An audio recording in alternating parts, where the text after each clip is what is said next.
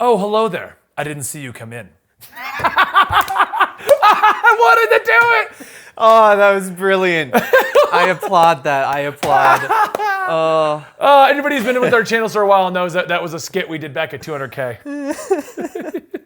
Welcome to the Comics Experiment, the weekly show right here at Comicstorian, where I sit with a number of guests and we discuss various things in the comic book world, history, and lore. We talk about current news. We go find other lists and see if we agree or disagree with them. We teach each other about comic books. It's what we do here, my dear viewers. You can also watch this streamed live and see behind the scenes over at twitch.tv/eligible-monster. And you can also get it early access over at patreon.com/Comicstorian. That's where I always get them mixed up. Yeah. I always do it that way. Because you always swap which one you promote first as well. And it throws me off. Anyway, today's episode is brought to you by Robinhood, a great stock exchange app that we here in the office do use. And it's a great app, and we'll tell you a little bit more about it in the middle of this podcast. So today, my guest is the Beanie. It brought Dan. It's actually kind of like a puppet master too. I can't talk without it. I've got a little rat in there and it's pulling my hair. I was gonna say, what people don't know is you're kind of like Pickle Rick. Like there's a Pickle Rick in the back of your head and it's controlling you. No? Is that not a thing that you have going on there? That is, they call me Pickle Dan apparently. You're controlled by... Would it be Dan'l Rick? Dan'l Rick? My dad calls me Dan'l. Dan'l? Really? Yeah. Why would he call you that? It goes to it's either a song or a saying in England, and he goes through a bunch of different names, and they're all 2 syllables. Yeah. So he has to 2-syllable Daniel, so he just says Dan'l. So he just can't pronounce things. He's like you. Oh, but he's English. He's English. No, he calls. I'm sure we'll have some people in chat that are like, I know that. They've renamed you in their chat. Nope, don't say it. You're either Dickle or you're Banana Dan. I'd like the chat to decide what Dan's new title is officially on the Comics Experiment. So, Dickle, you want to know what we're doing today? I'm going to try them both out, Banana Dan.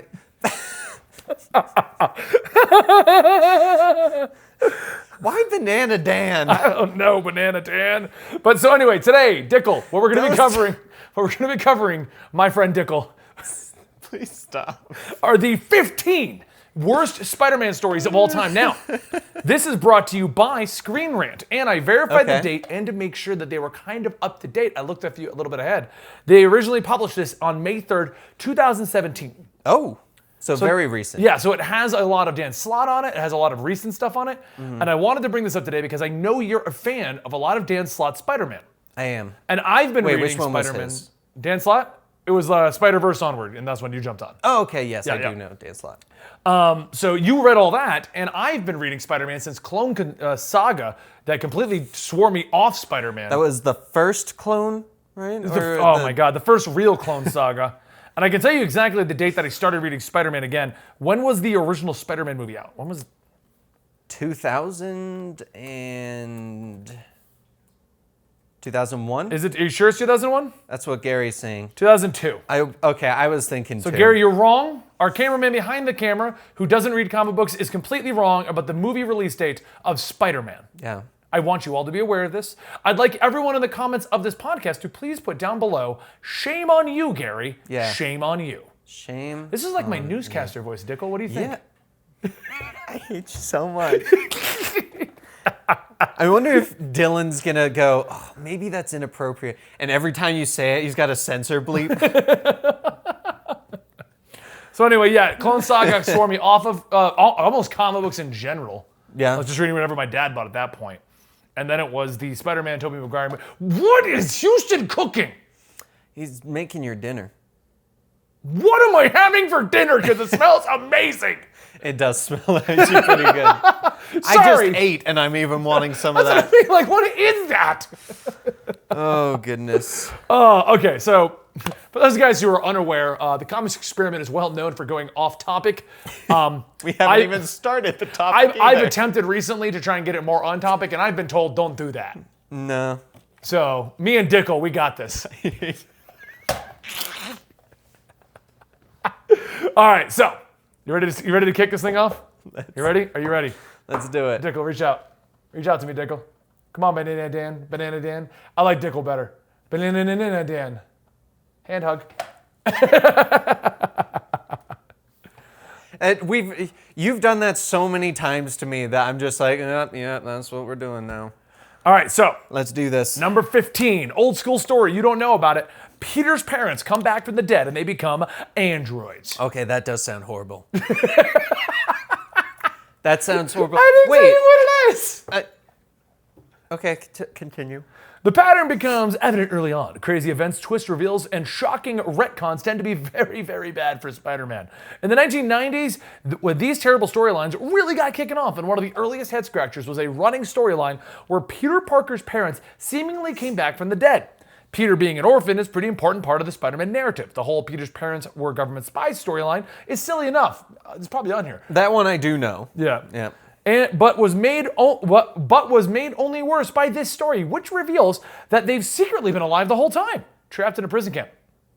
The heartfelt reunion goes sour, though, and Peter's decision to show them his secret is followed by the shadowy reveal that they are now plotting their son's death. Oh my God. Later, it's revealed that these are fake parents and they're just lifelike killer robots. But the whole deception was an evil plot by Harry Osborn of the Chameleon.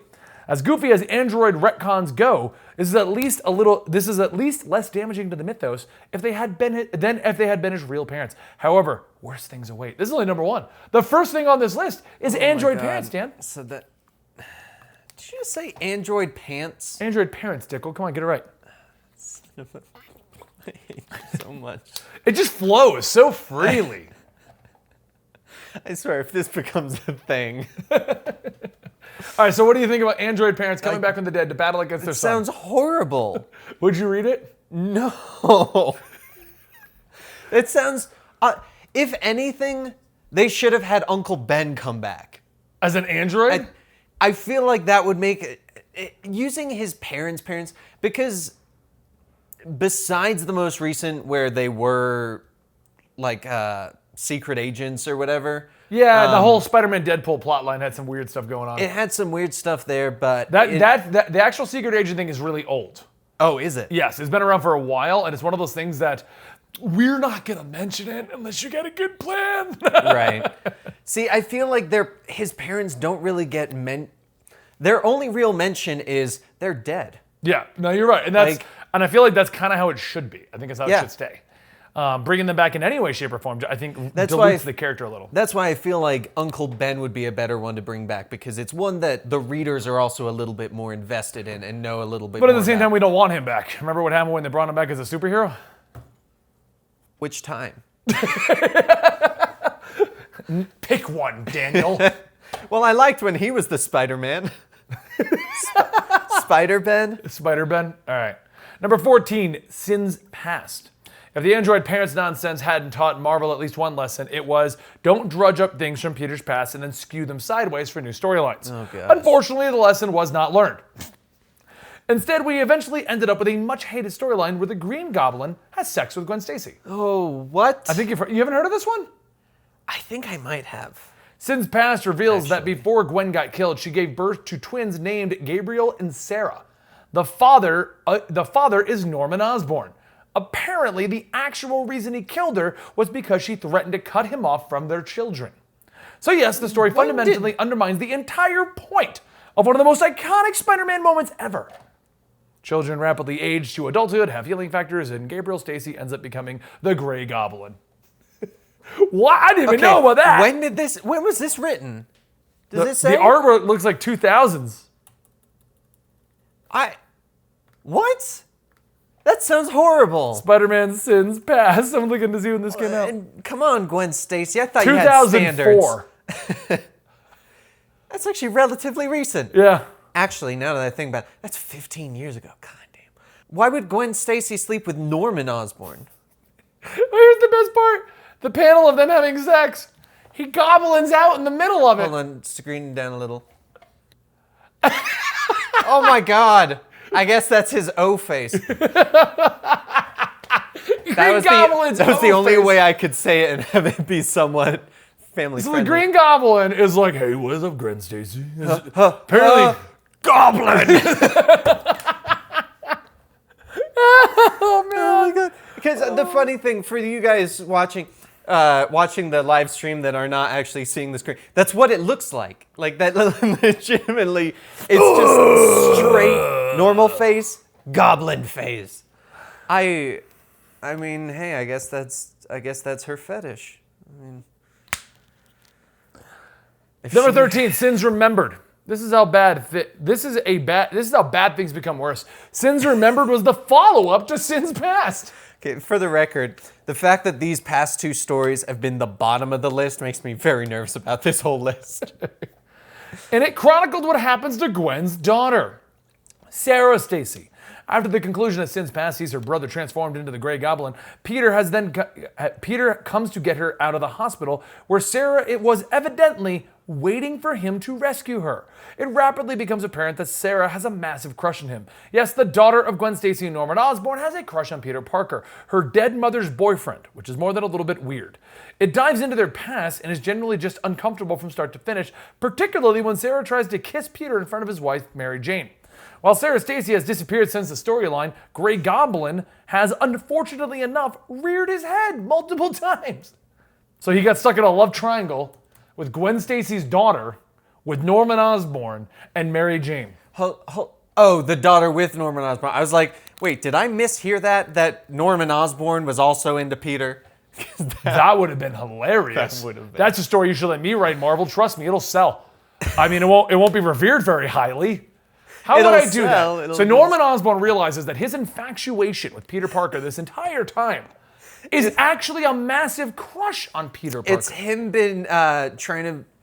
He's in that state where he's like, no, I'm not gay because I hate him. Yeah, I hate him. I hate him. That's why I have... That's why there's no way I could be gay. I hate Peter Parker. That's why I must be infatuated with him. And then eventually, like, Spider-Man tackles him. They roll on the rooftop. Spider-Man's on top of Norman, and he's like, no, I get it now. No, it would be he's falling off, and he would somehow get caught on, like, the ladder, and he would be hanging upside down, and Norman would be like, I see why MJ was into this. The upside-down kiss. Right. But then Green Goblin, he'll just hover in front of him, and Peter Parker will be like, I'll get you, Norman. And he'll be like, I love you, Peter Parker. Run away with me to the Bahamas with my millions. and Peter Parker's like, well, I need money. We should probably move on. Yeah, I don't even remember. For the record, though, a love triangle with your ex's daughter is weird. A little? Just a little? At least he wasn't with Gwen at the time. So far, 3 into our list, I'm agreeing with this. Yes, no, I'm actually very... Okay, we are on time to go through the whole thing, because I'm excited for this. Number 12 is Trouble. No, that's not Mary Jane or Gwen Stacy, that's Aunt May. What? There's a picture on the screen. Dylan will put it for the visual, but I can't show it to the live viewers. Mm-hmm. It's a younger looking Aunt May holding a condom, stating, "Face it, Tiger, you've just hit the jackpot." For the record, maybe our Norman Osborn, Peter Parker fanfic is not that far off from the worst stories on the list. No wonder if that's even on the list, because that's... So in 2003, created by Bill Jemas and Joe Quesada, there was a story about teen pregnancy that supposed to resurrect the long-dead genre of romance comics. It tells a story about 4 hormonal teenagers who just happen to be named Ben, May, Richard, and Mary, and their romantic exploits. There's a plot twist when May cheats on Ben, her boyfriend, with Ben's brother Richard. May gets pregnant with Richard's son and is so afraid to reveal the truth to her parents that Mary saves the day by pretending to the world that the child belongs to her and Richard, and that May was never pregnant. Obviously, the names are no coincidence. This story was written with the intention of revising Peter's origin so that Aunt May was actually his mother and cheated on Uncle Ben with Richard Parker. The twist didn't fly with the fans, though, who immediately rejected the story and pointed out its numerous contradictions with established continuity. Trouble was quickly buried in the backyard and has never been referenced again. Good. That's... Okay, I won't lie. At first, the way you started that, I was like, is Aunt May trying to sleep with Peter? That's what I thought based on what they've got there. So here's... at least it's not that bad. Coming soon to the Comicstorian channel. Spider-Man. Aunt May's really his mom.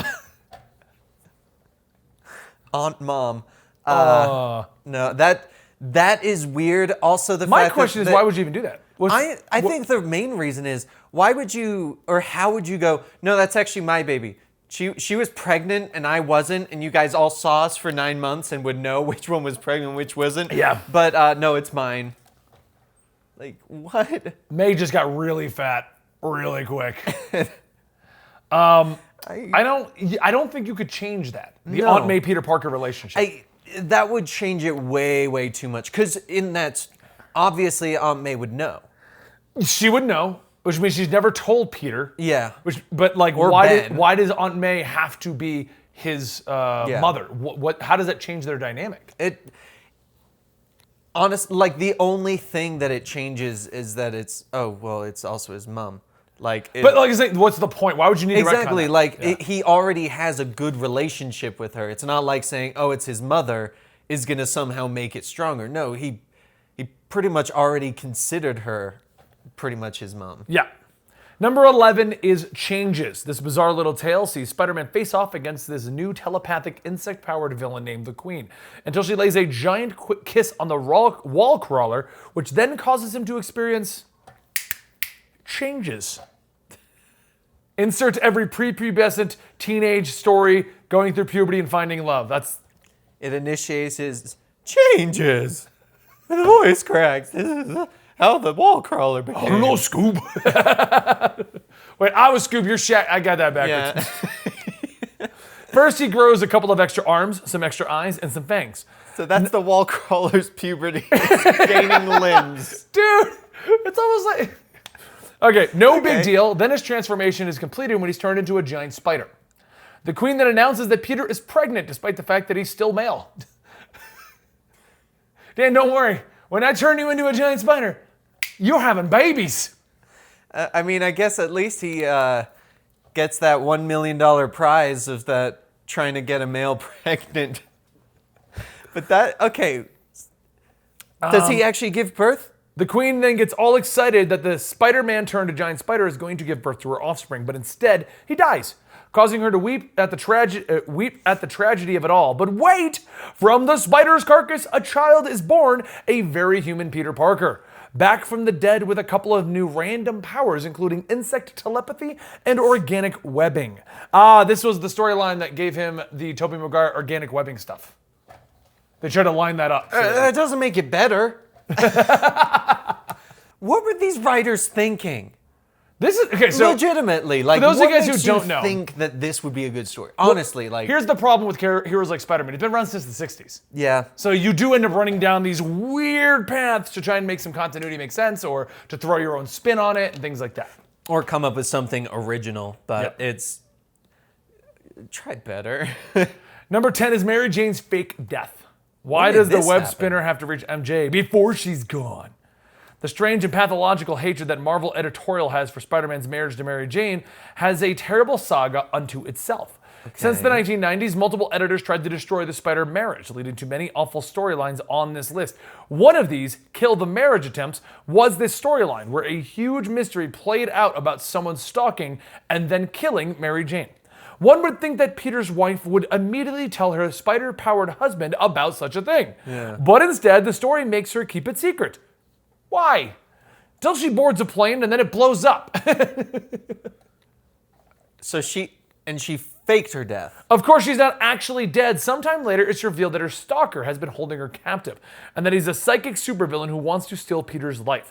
After Mary Jane is rescued, the subsequent reunion is filled with more weird and out-of-character beats, like the fact that she decides to separate from Peter shortly after getting home. The whole thing doesn't line up with how either of these characters are supposed to act, and the whole stalker death captive mystery took an entire 2 years to play out.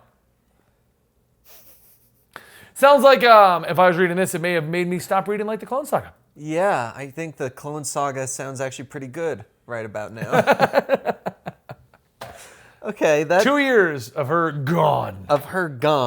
The problem with this is it sounds like Spider-Man also probably had other stories during it, when you would think that he would just be searching for her.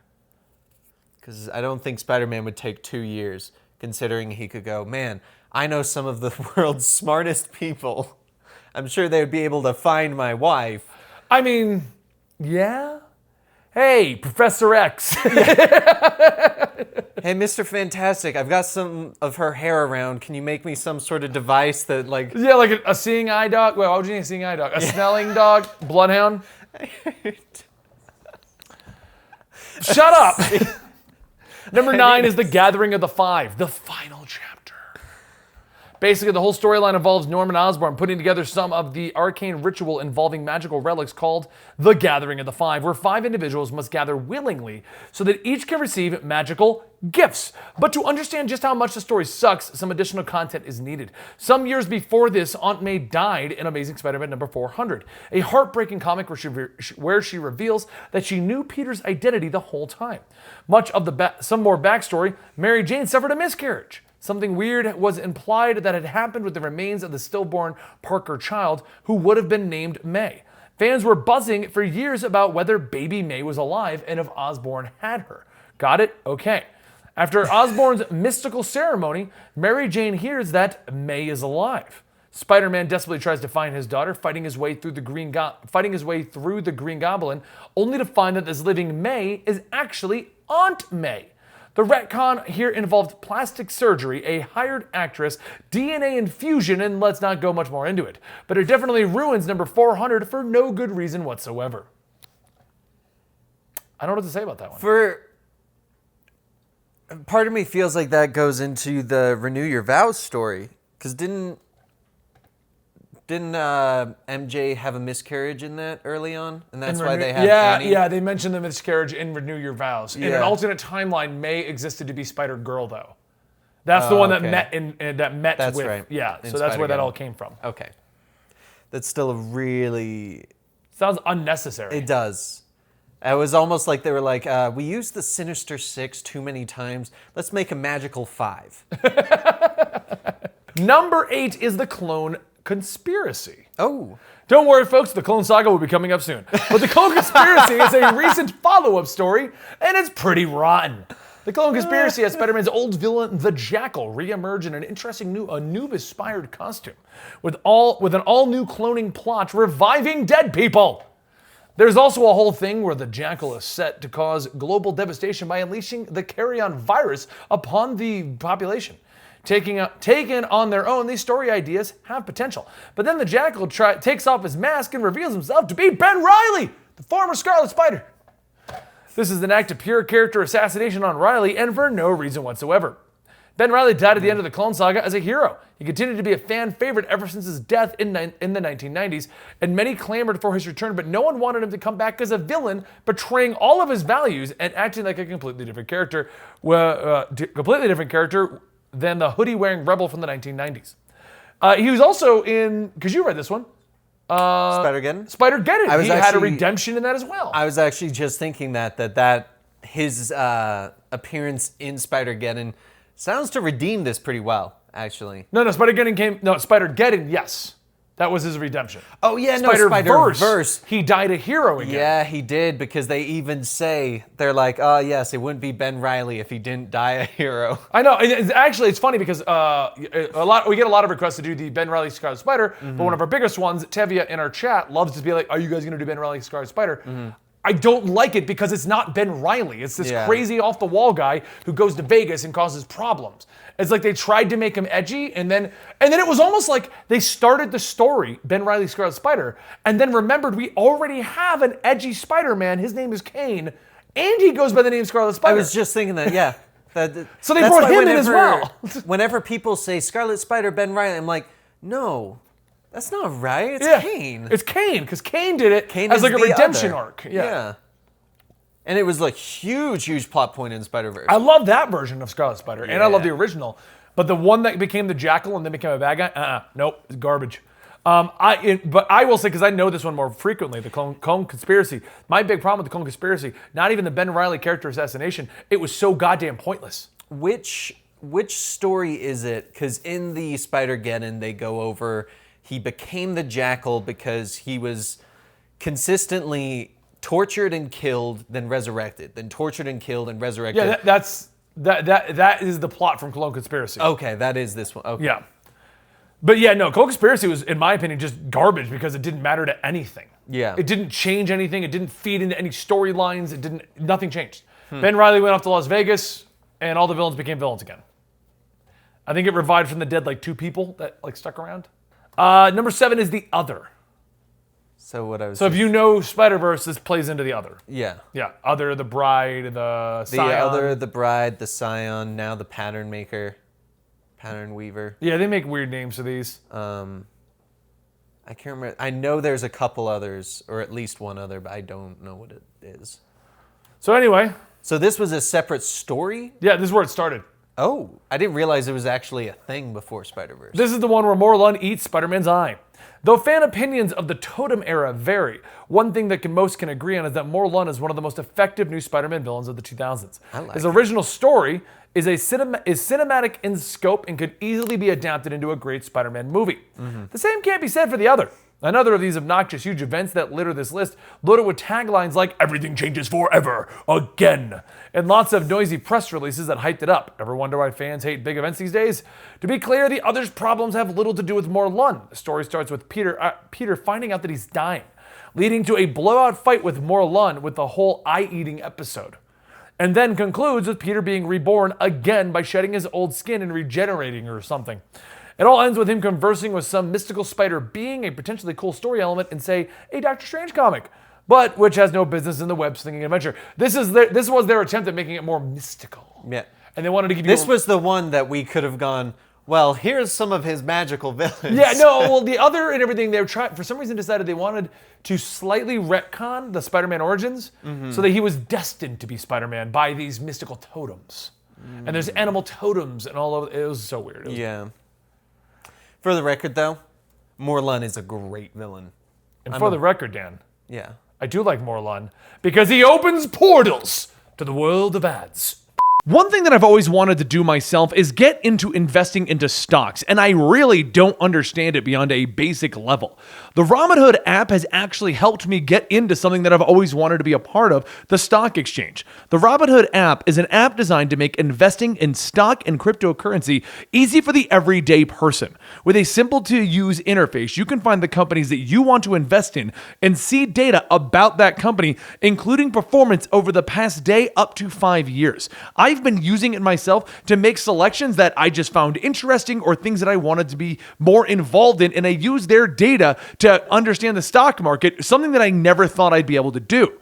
Analytical data is provided in a simple-to-read buy, hold, sell percentage for each company. Robinhood makes it easy to search for different companies by searching for entertainment or social media, or you can search for the 100 most popular to help you ease into the entire process. While most brokerages charge up to $10 for every trade, Robinhood is commission-free, allowing you to trade stocks and keep all of your profits. Robinhood is giving my listeners a free stock like Apple, Ford, or Sprint to help you build your portfolio. Sign up at experiment.robinhood.com. That's experiment.robinhood.com.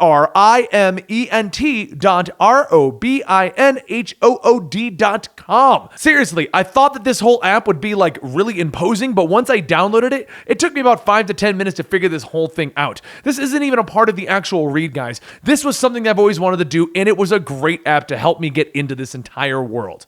Portal closes. Well played, good sir. Number six. Number six. Number six. Number six. Number six. Number six. Doc Ock almost marries Aunt May. Oh, that's actually the thing. Yeah. Doc Ock almost marries Aunt May. Oh, Doc Ock. Doc Ock. Wait. Not all terrible Spider-Man stories come from the last few decades. Most of them, yes, but even in the classic era, they had a few stinkers. Dr. Octopus had many devious and intelligent plans, but this one is not one of his shiniest. The whole thing happens because Octavius discovers that Aunt May is about to inherit a nuclear plant. For whatever reason, Octavius determines that the best way to steal the inheritance from her is to get married to her, a proposition which Peter obviously is not too excited about. Luckily, the wedding gets interrupted by Hammerhead. Not so luckily, the story still occasionally gets referenced, which means that it must still be in part, in some way, in continuity. I think they just mentioned it too recently. Okay. Why is she inheriting a power plant, nuclear power I don't know, plant? maybe we should read this one. Spider-Man, Aunt May gets a power plant. That one might not be as Radioactive Aunt clickbaity. May. Yeah, that one may not be as clickbaity as I'd like it to be. Why? That just doesn't. Okay, so this one I did see when I was glancing to make sure this was up to date. Okay. I disagree with this. Okay, let's hear it. Number 5 is Corporate Peter. Oh, of Parker Industries? Parker Industries era. So Iron Man Peter Parker. Yeah. When you say it like that now, there's a reason to hate it. I get that. But I liked seeing the evolution of his character. It was a good evolution. I'm assuming this, I'll let you read it, but I'm assuming this is the one where after Spider-Verse, where he gets his body back, Yep. but he still has everything. Spider-Man is an everyman except when he became a second-rate Tony Stark knockoff.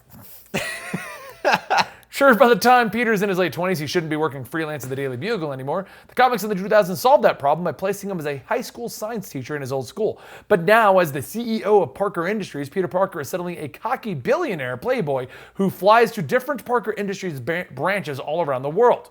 And uses the Spider-Man identity as both his bodyguard and as a mascot for the company. Basically, the whole thing changes Peter from working-class hero to a knowing one-percenter. Okay, I'll agree with that. Yeah. When you word it like that, yes, the story was not that great. It was a good story, but it wasn't good for Peter Parker kind of story. Yeah. And I, in my opinion, it would have been a good conclusion, so we wouldn't see him go all cocky. Yeah. Like it ends and he becomes rich and famous because he's so intelligent and... Because that much makes sense, because Peter is super intelligent. Like, Yeah. he's very, very smart. He would be able to do that. But that does remind... Because when they go to... I think it's Japan, and they have like the Spider-Mobiles and like all of that. That I definitely was not the biggest fan when they kind of went to that story arc.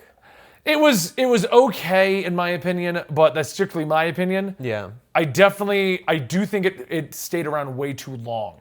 I don't think it deserved this high up on the No, list. maybe 15, 14 I could have accepted it, but not as a number 5.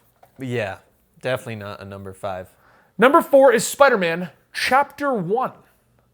With on the cover, it says, everybody laughs at the loser Peter Parker, but no one will be laughing at the amazing Spider-Man. Since Spider-Man was created in the 1960s, a lot of early comics do show their age, so the notion of updating them for the present day isn't a bad one. In fact, the same idea led to the highly successful Ultimate Spider-Man, but here it didn't work so well. Like Batman Year One, the series SpiderMan Chapter 1 was supposed to be a retelling of the original origin by Stan Lee and Steve Ditko. Modified the suit with more contemporary sensibilities, but the problem is that unlike, say, Sam Raimi's rather faithful Spider-Man retelling, this version changes things for the sake of changing things. For example, the iconic radioactive spider bite scene is rewritten from a small incident to a catastrophic radioactive explosion, which almost kills everyone in the building except Peter. Why? That is one hell of a change. I prefer Spider's-Man, where he falls into a pit of spiders. He's my favorite new Spider-Man. Gary, that's actually a thing. There's an alternate universe where he doesn't falls know in. if he's the reincarnated version of Peter Parker Yeah. or a bunch of spiders that think that they are Peter Parker. Which is more horrifying? Good old Spider's-Man, and he always has his suit like partially ripped and just spiders crawling. Sorry, I felt like in this any Spider-Man video we do, Spiders-Man has to be brought up at least. He does. On top of that, Otto Octavius is also in the devastation, and this explosion bonds the metal arms to him. That one's been used quite a few times. That sounds very similar to the movie. And according to this, it's just too much. Suddenly, Norman Osborn and Sandman are cousins. Norman is responsible for everything in Peter's life. It goes on, and luckily, this one is no longer in continuity. Yeah, that definitely does seem like one of those ones where it's just too much of a change. Yeah, Like- Spider-Man needs a suit in PS4 game. Yes! Could you imagine that? Comes with an extra power. Spiders! And on the skin, there's an option, arachnophobia warning. Because if you're playing Spider-Man, you have arachnophobia. Clone Saga, yes. number 3. Okay. You know all about the Clone Saga, don't you? Which Clone Saga? The real one. The big issue. I know some of it, but based off of what you have told me about it, I never read it. Okay, so the story begins with an interesting concept involving the idea that the Spider-Man clone who may or may not be the real Peter Parker. Okay. They make you believe that. Thanks to editorial interference, the whole thing dragged out for 3 years. 3 years of clone issues will eventually make anyone sick of clones, especially when the storyline keeps introducing new twists and new turns and new characters every 2 seconds. Then the ending just makes it all worse, as the famed Black Panther writer Talikasi, I can't ever say his name properly, has pointed out the true greatest sin of the Clone Saga is that it resurrected Norman Osborn. The dead Norman was a complex figure, and his legacy in death held a looming presence over Peter's life.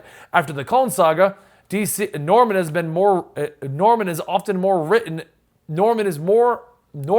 often been written more like DC's Lex Luthor. He's basically Marvel's Lex Luthor. Yeah. So the problem with the Clone Saga, okay, for my remembrance of it, the initial plot came out. There's a villain named Jackal who had cloned Gwen Stacy. Spider-Man found it and found out that Jackal had been cloning people.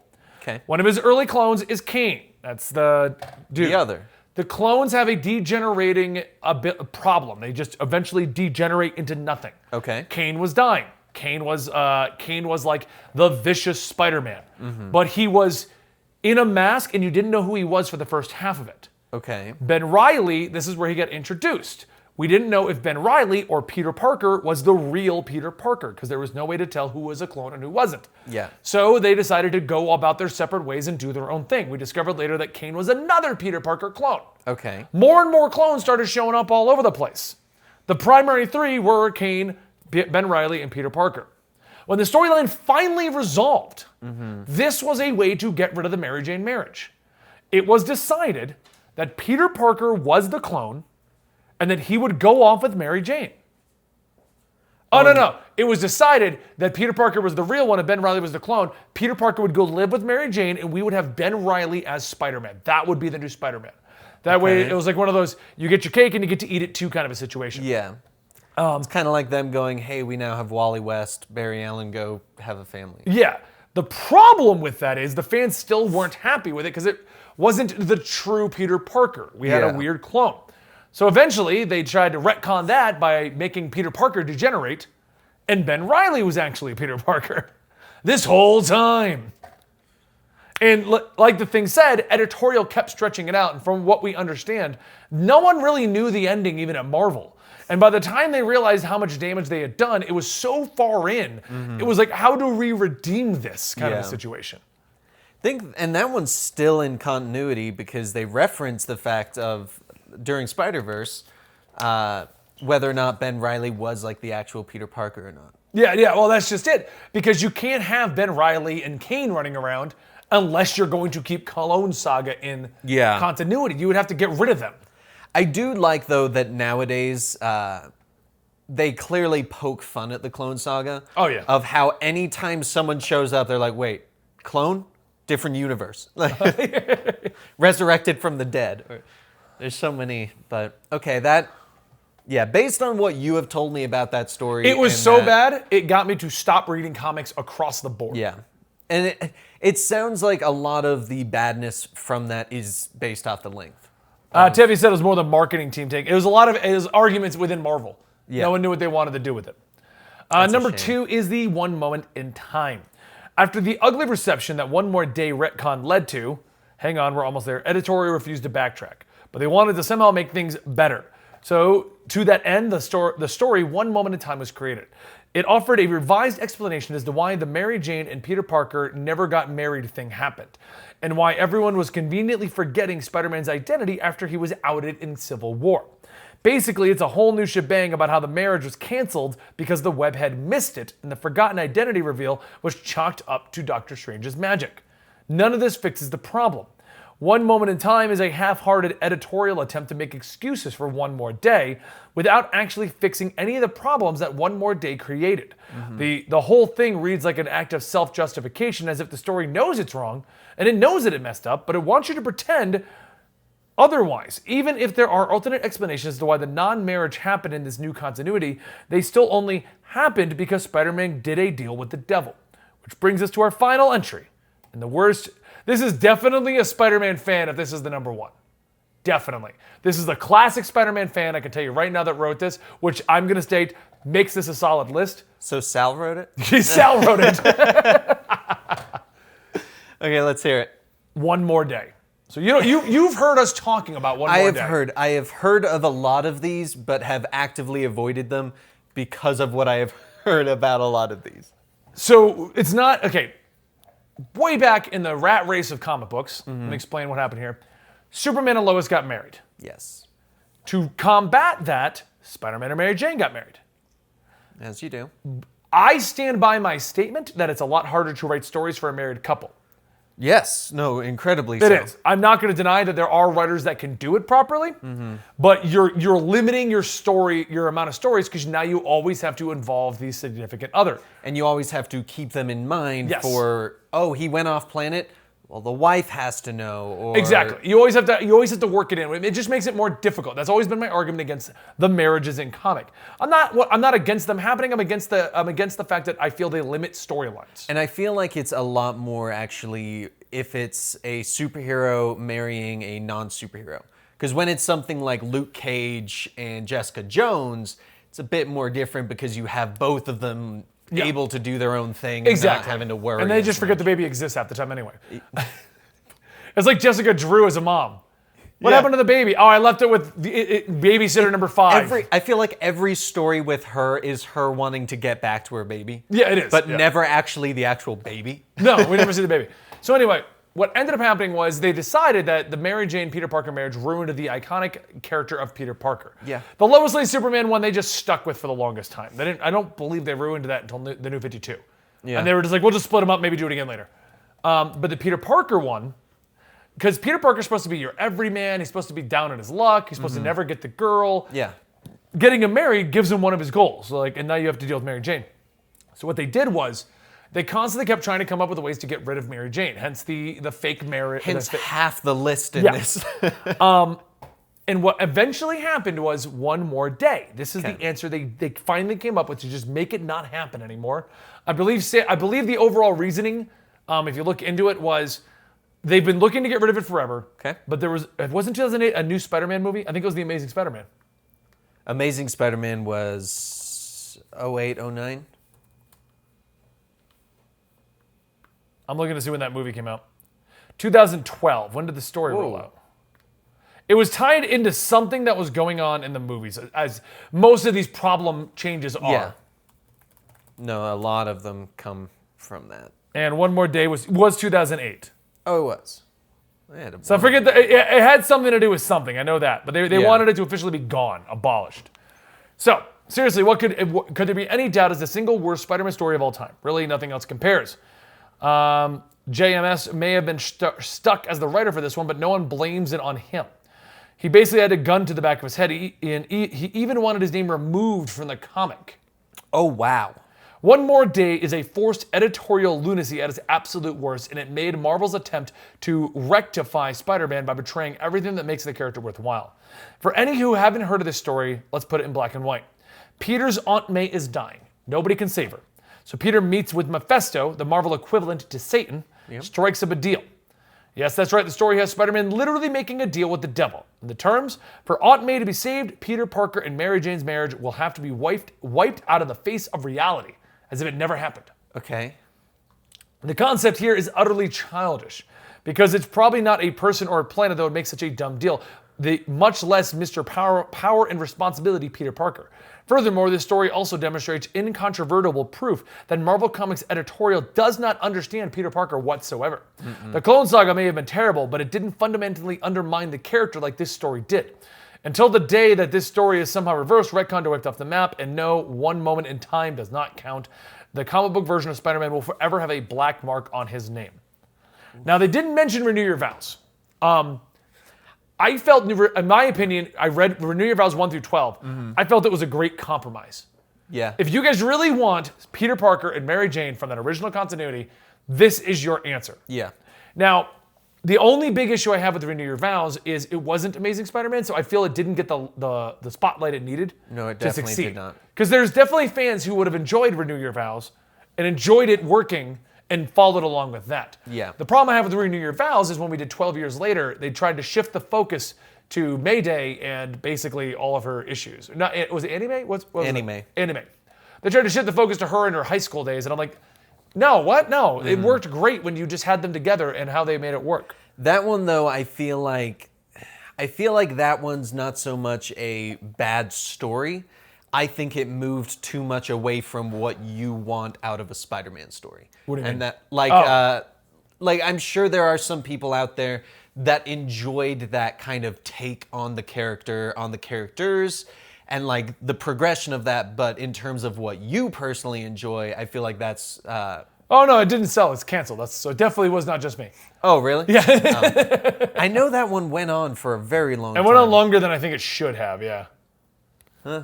Who knows then? So that's the Yeah, full list, me huh? Elmo's right. I heard that rumor. I don't know how true it is, but supposedly the reason why the writer left after the 12 issues was Marvel wanted it to be about anime, and he wanted it to be a family drama. Gotcha. And it became a anime Parker. And you want to know how they could have resurrected that? Don't make it a new series focused on her in the sense that they want, and call it Spiderling. Oh yeah, Like definitely. I mean it. I think the fact that it was tagged along. Yeah, I don't know. Renew Your Vows was a good compromise though, but especially because it seems like if Marvel is like, okay, we need to destroy their marriage, it ends up on this list. Yeah, I noticed. Well, as I said, this is Sal. Sal wrote this list. Sal, Yeah. are you writing lists for Screen Rant on your Yeah, off days? Sal. Actually, on, who's the man. writer? Okay, I would laugh so hard if this actually was Sal. If this was Sal and he's moonlighting as a Screen Rant writer. Yeah. Nicholas Conley. Nope. I will say, because we do a lot of these lists and we basically make fun of them because they aren't good. That was a solid list. I don't was agree with a lot of the good. placement, Yeah. but I agree with most of those on there. Yeah, I agree. I feel like this was one, not in order of severity, but more of a 15 bad stories, because it was not in a proper order. No. Tony Stark Spider-Man should not have been in. I can agree with it being there, especially if you're looking for old school. But I can't agree with. Actually, I find it weird that that's in there, but not Renew Your Vows. Yeah. Because I thought Parker Industries' Peter Parker, I thought it was pretty good. It did have some moments where I was like, okay, why are we doing this? But I thought overall it wasn't that bad. Are you sure? Are you sure? Yes. Yes, I am. Is that your final answer? You even started the question saying, I don't know why this is on here. I know. I like messing with you. I like to mess with you. So, all right.